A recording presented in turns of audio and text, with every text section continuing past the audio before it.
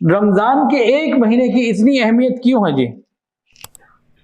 اس ایک مہینے کی اتنی اہمیت کیوں ہے؟ اللہ تعالیٰ نے ایک مہینہ جو دیا، اس کو ہم سنتے ہیں بار بار بڑوں سے، یہ ہماری روحانی ورکشاپ ہے۔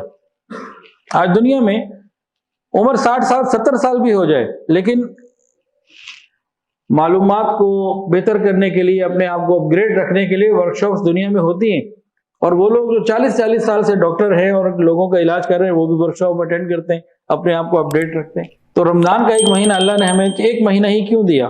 اس کے بارے میں سائنسی بات بھی بتاتا ہوں، جو مینجمنٹ کا جو سروے ہوا ہے اس کے حوالے سے، اور ایک مہینہ کیوں دیا اس کو بہت واضح کہ حضرت امام ربانی مجدد الفسانی رحمۃ اللہ نے حدیث کی روشنی میں انہوں نے فرمایا، جس کا رمضان منظم گزرے گا، اچھا گزرے گا، اس کا اگلا آنے والا سال بھی منظم اور اچھا گزرے گا، اور جس کا رمضان برا گزرے گا، نعوذ باللہ، اس کا آگے آنے والا سال بھی برا گزرے گا۔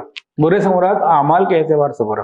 انٹرنیٹ کے اوپر جو مینجمنٹ کے سروے ہیں، ان میں ایک سروے میں یہ رپورٹ لکھی ہوئی ہے کہ انسان اگر اپنی کوئی عادت بدلنا چاہتا ہے تو اس کے لیے ایک مہینے کا ٹائم آئیڈیل ہے۔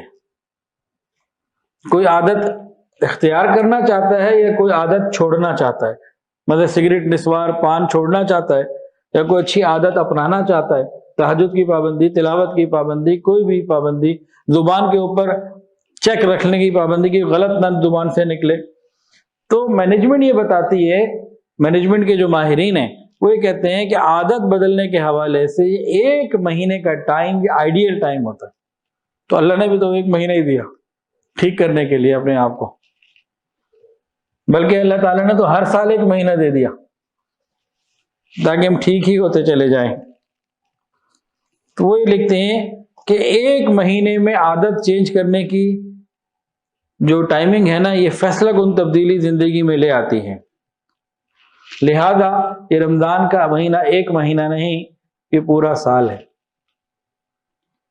کیا خیال ہے؟ یہ ایک مہینہ نہیں، یہ پورا سال ہے، اور پورا سال نہیں پھر پوری زندگی ہے، کیونکہ ہر سال یہ مہینہ آنا ہے۔